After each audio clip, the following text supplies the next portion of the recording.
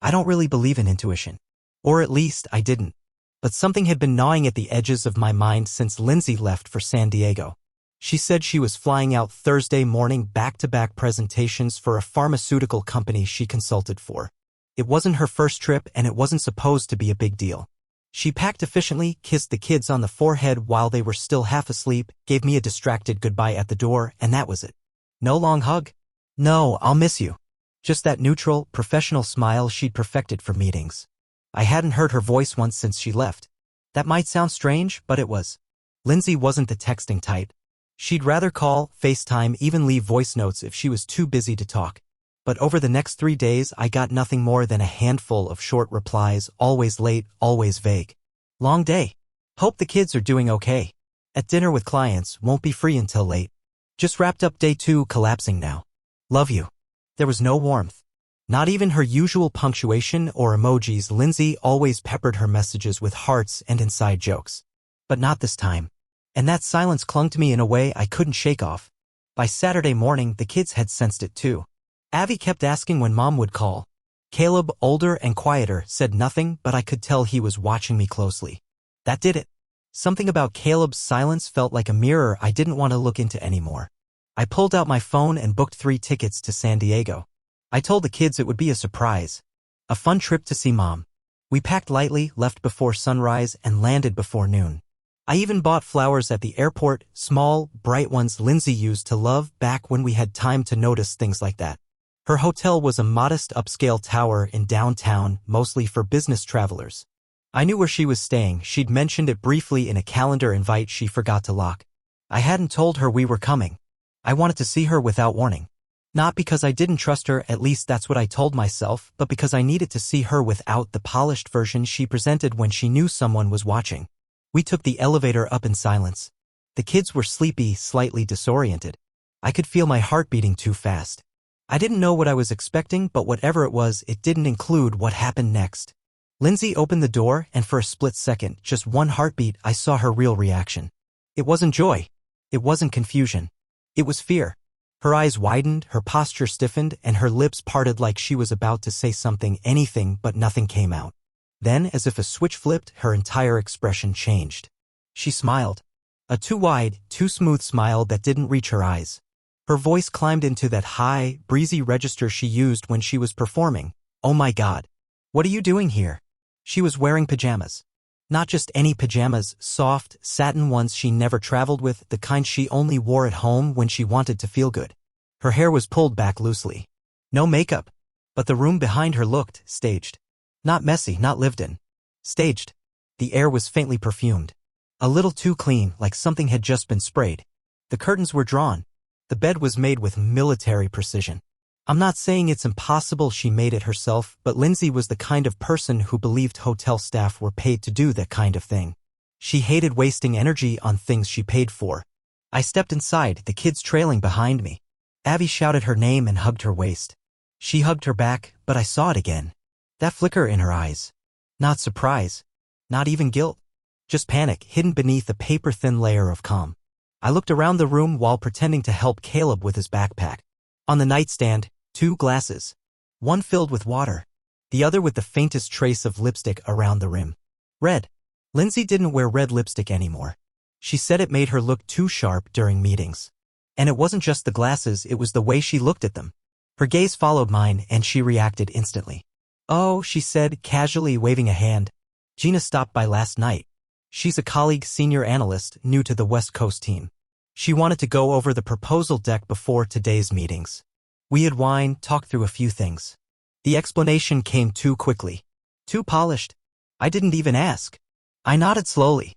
Didn't push. What was I supposed to say in front of the kids? The sound of running water echoed from the bathroom. Not a drip, a shower. The door was closed and the fan was on. I glanced at it, then back at Lindsay. She followed my gaze again. Oh, housekeeping just came through before you got here, she said. They like to run the shower for a few seconds to steam the air and refresh the place. Weird, I know. She chuckled. Too hard. Her hand brushed her hair behind her ear. A tell. One I knew too well. I said nothing. I didn't ask any more questions. Instead, I said I thought we could go grab some lunch, get some fresh air. Let the kids stretch their legs after the flight. She agreed too quickly. Said she just needed 10 minutes to freshen up and get dressed. While she changed in the bathroom, I stood in the hallway with the kids. And I thought, not about what I'd seen. Not exactly. But about what I hadn't wanted to see. It wasn't just the glasses or the scent in the air or the clothes she wore. It was the way she held herself.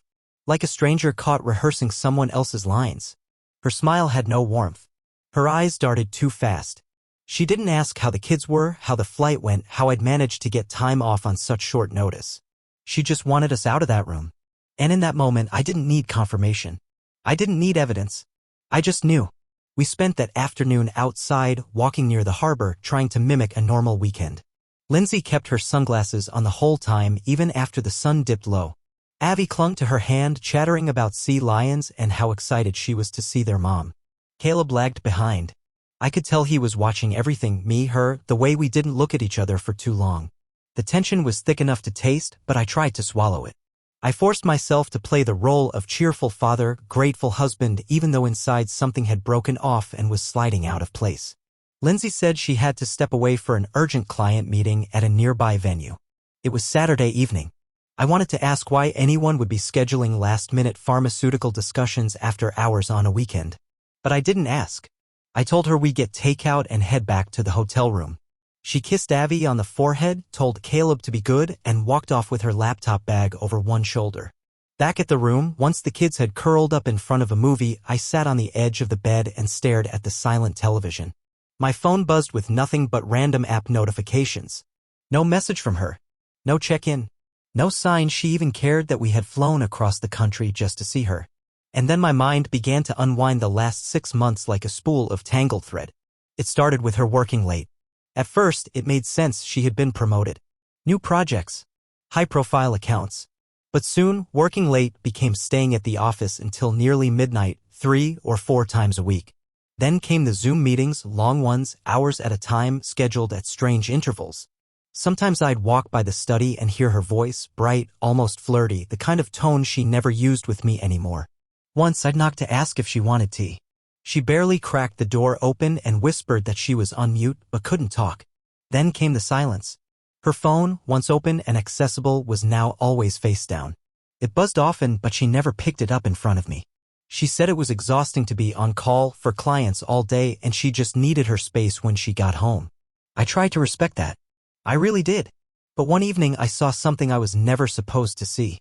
She'd been in the kitchen and her phone was on the counter. A message lit up the screen. The name, Harper, with a small heart emoji beside it. The preview said, "I missed that dress. The black one." I stood frozen, staring at it. She walked in, caught my eyes on her phone, and moved like lightning. She laughed and picked it up, said it was a joke from a female client in Los Angeles. Said they had a running joke about outfits because of a conference they both attended. She brushed it off with practiced ease. Said I was being paranoid.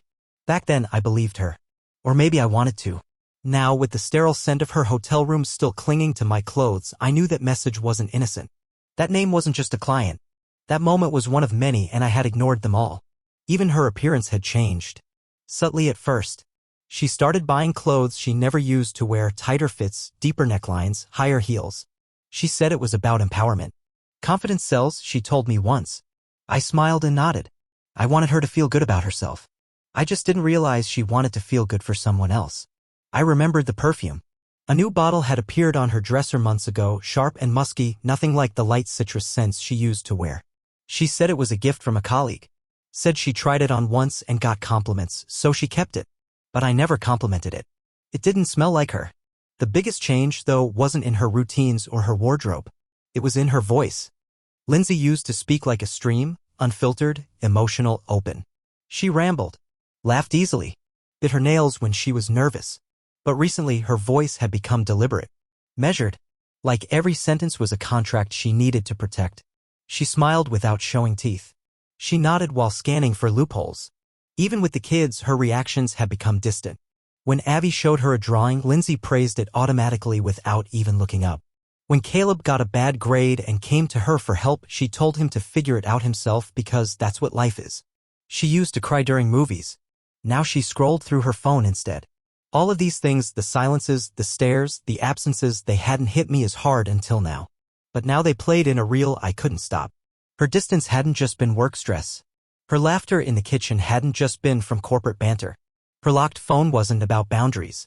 It was about walls. She had been building them slowly, brick by brick, and I had watched her do it, holding the cement, pretending it was glue for a stronger foundation. I didn't know I had been walling myself out. The kids were asleep now, their mouths slightly open, their faces innocent. They hadn't asked questions, hadn't noticed the lipstick or the water running in the bathroom. Not yet. But I knew Caleb had his doubts. I could feel it. I picked up my phone. Still no message. Still no update. I opened her social media out of habit. Nothing new, no posts, no tags. She had turned off comments a few weeks ago. Said she was tired of work people leaving weird replies. But I remembered another thing. On our anniversary last month, I had posted a photo of the two of us. She hadn't commented. She hadn't even liked it. When I mentioned it, she said she hadn't seen it, must have been buried in the algorithm. She smiled, kissed me, and walked away. She had started walking away long before that. And now I knew I wasn't imagining it. I wasn't paranoid. I just hadn't wanted the answer. The room was quiet. My chest was tight. I looked out at the city through the hotel window. Neon signs flickered in the distance. Somewhere out there, she was in a meeting or a dinner or maybe something else entirely. And I was in a borrowed hotel room with our children, trying to piece together when my wife became a stranger. That night, after the kids had finally fallen asleep, I found myself lying in the dark hotel room, staring at the ceiling fan spinning above me, its blades groaning quietly in rhythm with the air conditioner. My mind wouldn't stop circling the same questions over and over again, the same images replaying, the look on Lindsay's face when she opened that door, the lipstick-stained glass, the sound of water running in the background, her rushed explanations. I tried to tell myself I was overreacting. That maybe I'd imagined things. Maybe the glass was hers. Maybe the panic was just surprise. But the way her eyes had scanned the room behind her, the way she ushered us out so quickly, it wasn't just surprise. It was strategy. And that's what hurt the most. The realization that I hadn't just been lied to, I'd been handled. Managed. I checked the time, 11:17 p.m. I hadn't heard from her once since she left for that urgent meeting. No text. No check-in. Not even a simple made it. That silence spoke louder than anything. I sat up in bed and stared at my phone. A thought crept in, one I didn't want to acknowledge at first, but it clung to me until I couldn't ignore it anymore. She wasn't at a meeting. I stood quietly, not waking the kids, and stepped out into the hallway. I left the door cracked just slightly, just enough to hear if they called for me. The elevator ride was quiet. I had memorized her room number that morning, though I pretended I hadn't been paying attention when we arrived. It was 1807. Same floor, but a few doors down from ours. My hands were clammy. I didn't know exactly what I was going to do, but I had to know. When I reached her hallway, I stood across from her door and just waited. At first, it was quiet. Then I noticed the light beneath the door, a soft yellow glow. Someone was definitely in there. I leaned against the wall, arms crossed, heartbeat loud in my ears. Maybe 10 minutes passed before the door to the room across the hall opened and an older man stepped out, adjusting a rumpled t-shirt and glancing down the corridor. He caught my eye, gave me a polite nod, then said with a grin, "Party's over, huh? She's had visitors coming in and out all night." My mouth went dry. "She's your wife?" he asked casually. I nodded once. Didn't mean nothing by it, just lotta noise.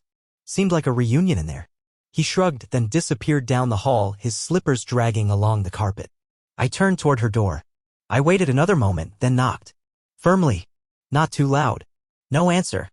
Then I heard it, the quick shuffle of feet, the quiet thud of something, maybe a drawer closing fast. A muffled voice. Movement. It wasn't the sounds of someone heading for the door. It was the sound of someone hiding. I knocked again.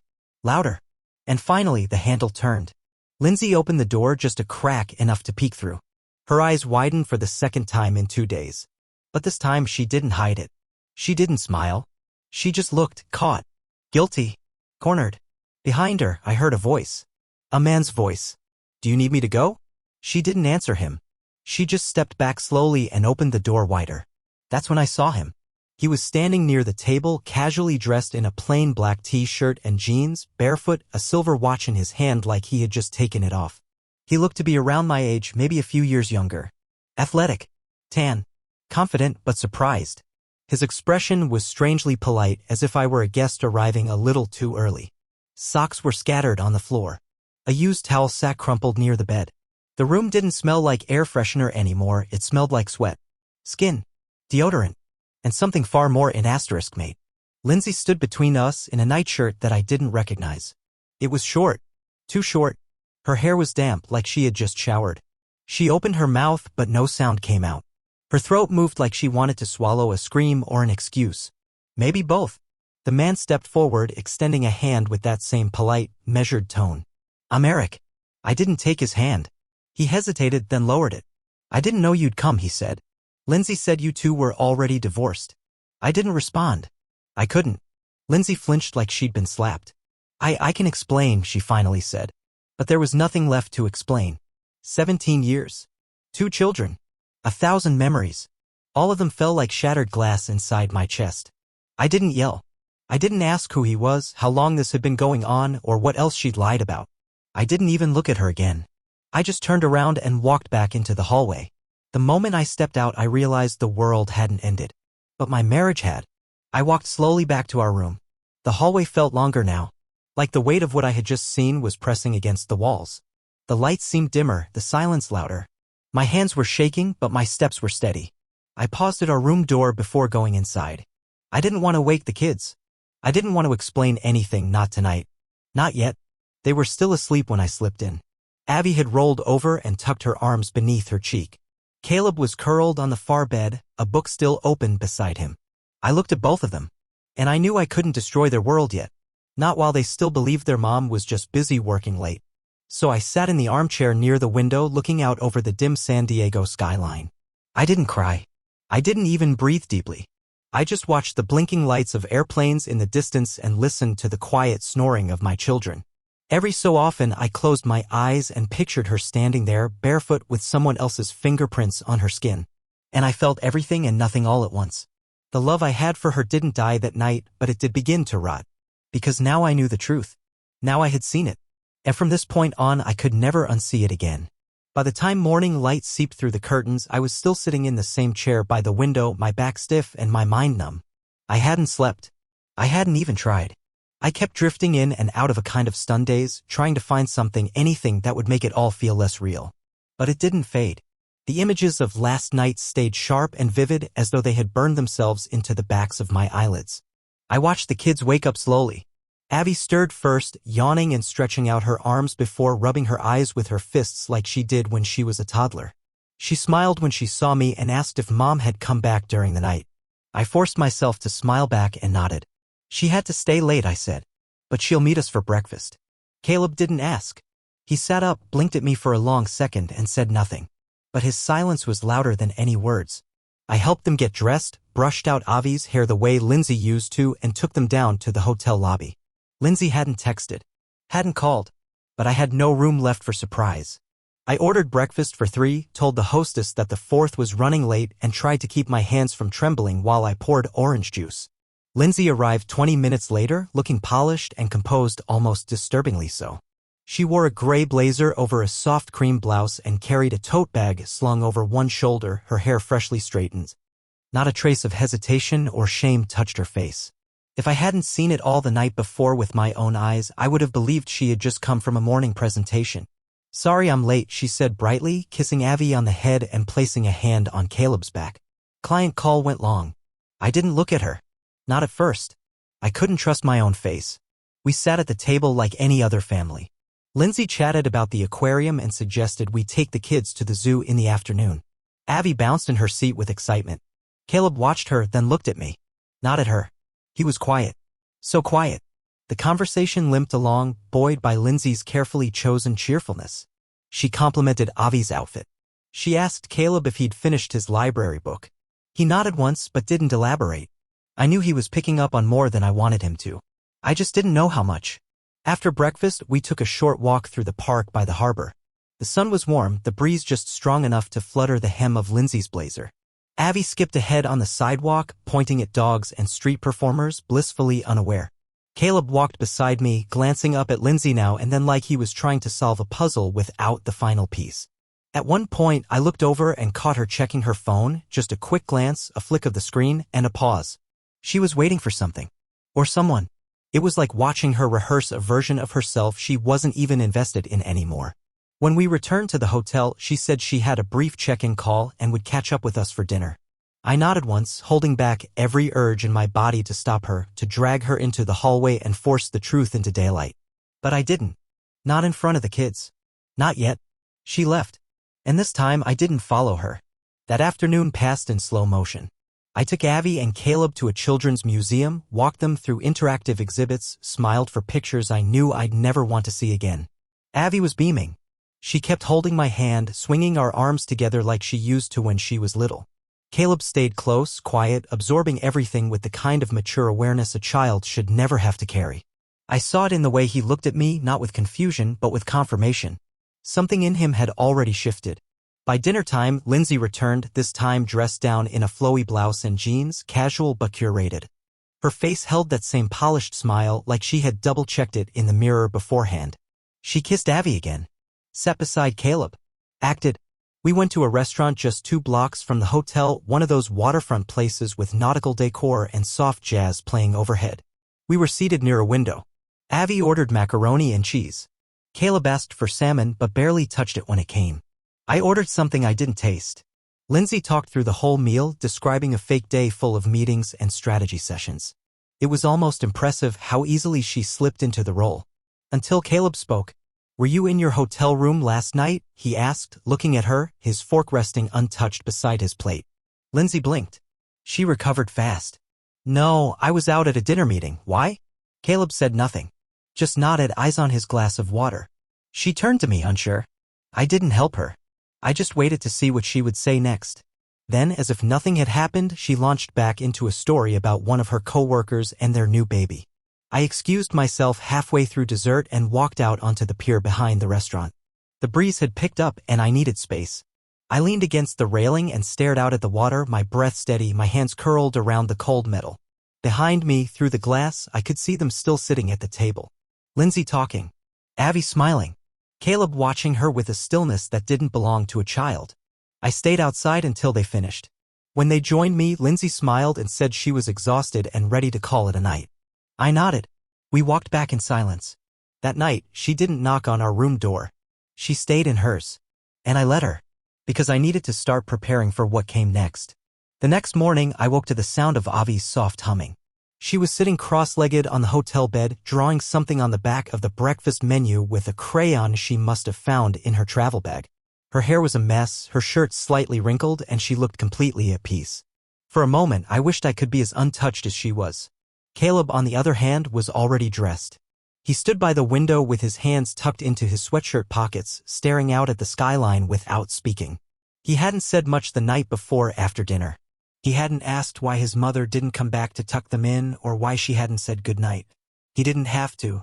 I knew he had seen too much, felt too much, and put the pieces together in the silence we tried to keep. We went down to breakfast together. Lindsay hadn't joined us yet. Again. I ordered for the kids and kept my phone face down on the table. I didn't want to see if she had messaged. I didn't want to find myself hoping she had. Caleb sat across from me, quiet but attentive. Avi colored while eating Fruit Loops one by one, humming the same tune from earlier. Halfway through the meal, Caleb put his fork down. "Dad," he said, softly, just loud enough that Avi wouldn't catch it. "I know." I looked up. I didn't ask what he meant. His voice didn't waver. "I know she's seeing someone else." It was like standing on the edge of a lake and falling through the ice. He didn't cry. He didn't even blink. He just stared at me, waiting not for confirmation but for honesty. I had rehearsed this moment in my head a dozen times. Imagined how I'd soften it, protect him, delay the inevitable. But now, staring at my son who had grown 3 years in 3 days, I knew the worst thing I could do was lie. I gave a slow nod. "Yeah," I said. "She is." He looked down at his plate and breathed out through his nose, like he'd been holding it in for too long. "I thought so," he whispered. "Since before the trip." I swallowed hard. "Why didn't you say anything?" He shrugged. "Because I wanted to be wrong." That answer stuck to my ribs. "I heard her once," he added. "On the phone. In the car. She thought I was asleep." He didn't say what he heard. I didn't ask. Avi was still lost in her drawing. I reached across the table and placed my hand gently over his. "This is not your fault," I said. None of this is. He didn't pull away, but he didn't squeeze my hand back either. He just let it sit there for a moment, like he was learning how to absorb the weight of a truth no child should have to carry. Later that day, we took a walk, just the two of us, while Abby stayed behind with Lindsay. She had offered to take her to the pool, suddenly overcompensating with motherly cheer. I knew it was part of the performance, part of her internal damage control. I let her. I needed this time with Caleb more than anything. We walked along a quiet stretch of the marina. The morning fog had lifted, and the sunlight shimmered on the water like glass breaking in slow motion. We didn't talk at first. He kicked small rocks with the toes of his sneakers. I kept my hands in my pockets, trying to figure out how to be both honest and gentle. Are you going to leave her? He asked eventually. I stopped walking. I don't know yet, I said. But I know I can't go back to how it was. He nodded like he understood more than I'd said aloud. I just want the lying to stop, he said, almost under his breath. So did I. The weight of keeping it all hidden, of pretending in front of Abby, of watching Lindsay spin stories while wearing the same smile she'd used since we were young. It was unbearable. And now Caleb had joined me in that weight. It broke my heart that he had to carry it too. We sat on a bench overlooking the harbor. Boats drifted slowly across the calm surface. A seagull landed on a nearby post, squawking, then flapping away again. I don't hate her, Caleb said. You don't have to, I replied. You just have to understand that people make choices. Some of them hurt us. He nodded again. You don't have to protect me, Dad, he added. I'm not little anymore. I looked at him, really looked at him, and realized he was right. He wasn't little anymore. That night, Lindsay suggested we all go out for a final dinner before flying home the next morning. She said it like nothing had changed, like we hadn't seen what we'd seen, like she could cover it all with smiles and dessert menus and maybe another round of carefully timed apologies. But Caleb didn't want to go. And this time I didn't make him. I stayed back with him at the hotel. We ordered room service. Abby went with Lindsay. I think she sensed something too. But at her age, she just wanted things to feel normal. She clung to routine the way younger kids do when the adults around them start shifting like sand under their feet. When they returned later that night, Abby was sleepy and full of stories.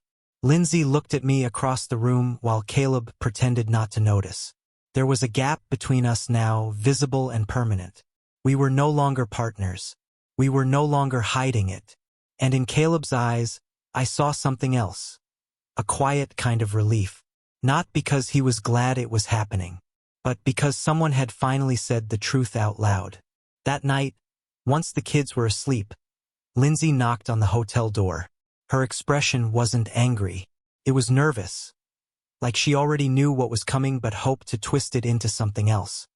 I stepped into the hallway, closing the door gently behind me. She asked what I had told the kids. I told her the truth Caleb already knew. Her face broke for a moment, just long enough for the mask to fall. So that's it, she whispered.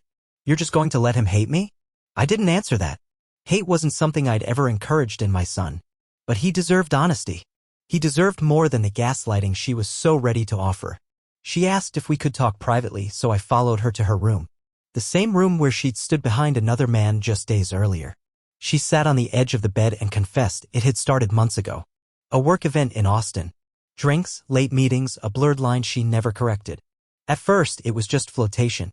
Then it became something else. She said she didn't expect to fall for anyone. She said she'd been tired of feeling invisible at home.